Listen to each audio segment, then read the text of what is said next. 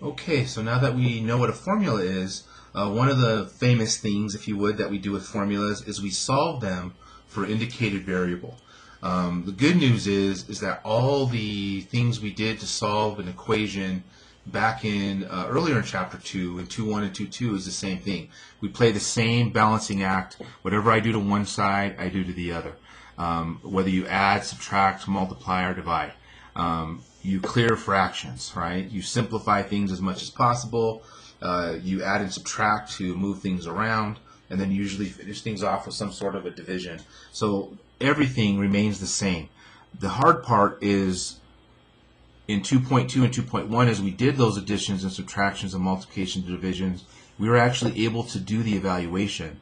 But here you're going to find we're going to be doing is pushing variables around. And that can be a little disconcerting. So it takes some practice, takes some skills. So make sure you're doing your homework, post on Canvas your attempts, and you can learn from your mistakes and keep on growing. So let's kind of see how this works. So what I have here is what we call a line equation. We'll visit these in chapter 3. And what we usually do with these is we solve them for y. So the goal is to get y all by its lonesome. And right now it's not by itself, right? Because it's multiplied by 4, it's being added by 3x, and it equals 12. So how do we get that y by itself? Well, again, we take a look at what's happening around it. First of all, everything is simplified, right? So I can't combine like terms. Nothing to simplify over there. So simplification in our game plan is done. Next thing is to start adding and subtracting. Well, we're adding 3x. So our first move, let me rewrite the equation down here, is to subtract 3x from both sides. The 3x's will cancel out. We're left with 4y. And then you got to be very careful how we write this. All right, this is basically a 12 minus 3x or negative 3x plus 12. These are not like terms. One's being multiplied to x and the other's not being multiplied by x. So we have to be very careful how we write this. It's a sum. All right, and then last but not least, in the game plan we usually do some multiplication or division. So I'm going to divide both sides by 4. The 4's cancel out, leaving us with y. And then over here we have a crazy looking fraction.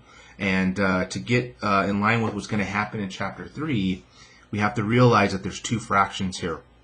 All right, one fraction is negative 3/4 times x, and then plus 12 divided by 4 would give us 3. So we're breaking this up. Let me kind of show some work there. We're breaking this up into that and to that. All right, and so this is basically negative 3/4 x plus 3. And for those who probably remember from high school or in a previous class, right, there's your good old y equals mx plus b. More on that topic later, all right, but right now you notice how we solved a formula. We took an equation with two or more variables in it, and we used our game plan, all our golden rule tricks to get that y by itself. So let's keep doing that. Number 2, our first challenge is that we have an equation with fractions in it, and I want to try to get this y by itself. So I've always been an advocate because of the equation. Let's use that to our advantage. Let's multiply through by an LCD. Let's clear those ugly fractions. So looking at all my denominators, it looks like our LCD is 6. So I'm going to do the first move of taking each side of the equation and multiplying it by 6. All right, and then of course doing the math, the 6's divide out here, giving us 5. We're going to distribute this 6, so 6 times a half, well 6 over 2 is 3x, and then 6 over 1 times 1 over 3 is 6 over 3, which becomes 2y. All right, so that clears the fractions out. And then we're basically back to something that looks like that. So how do I start getting this y by itself? Well, how about we subtract the 3x from both sides? This leaves us with 2y because that cancels out. There's my equal sign. Again, I have two terms that are not like. So I'll rewrite that as the addition statement that it is, negative 3x plus 5. To get y by itself, my next move is to divide both sides by 2. And so we get y equals, keep in mind there's two fractions there. There's negative 3/2 times x, and then there's that nasty looking fraction 5 over 2. And so again, we were able to get y by itself. All right, so some good skill building, not only for our current section, but for chapter 3. Math keeps building on itself, so make sure you're learning for understanding. Number 3, we've got our distance formula. Distance equals rate times time, and I'm asked to solve for r. So the goal is to get that r by itself. So first thing, simplify both sides. Well, we're pretty simple. Next thing is to add or subtract. Well, there's no addition or subtraction to reverse, but there is a multiplication. So how do we reverse a multiplication? We divide, right? So I'll divide by t, and whatever I do to one side, I do to the other. The t's divide out, and we're basically left with r equals d divided by t. And you could rewrite that the other way as well, right? It's equality, so it doesn't really matter which way I write it. And so we got r by itself by just simply doing a quick division, because we're just the only thing going on with r is we're multiplying. So to reverse the multiplication, we divide.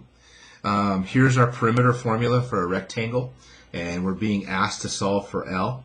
So following our game plan, the first thing I need to do is simplify both sides. Well, P is pretty simple, and these aren't like terms, so there's nothing to simplify. Next move is we have to get this L by itself by doing some additions and subtractions. So we are adding 2W. So perhaps our first move is to subtract 2W. All right, and so the 2W's cancel out, leaving us with 2L. Again, these are not like terms, so how about I write it like, oops, like that. Oops, W. All right, so P minus 2W. Again, we're pushing variables around. We can't actually do the calculation because they're not like. To get the L by itself, we're going to divide by 2. And whatever I do to one side, I do the other. And taking our Q from up here, there's 2 fractions there, right? So there's P divided by 2, and there's 2W divided by 2. That does not simplify very well, but the 2's do cancel out there. And so there's our L. And of course, if you wanted to write it the other way, oh, that's a P there, you can write it the other way. All right? My goodness. Sorry about that. All right? So let me make that look real nice. So L equals P. Oh, I did it again. L equals P over 2 minus W. All right? Or just leave it that way. All righty? So there's how we solve for L, getting it by itself. The next one, again, we're asked to solve for X. So I got to get this X by itself. There's, as far as simplification is concerned, what I can do is use the same trick we did up here. Let's get rid of that fraction.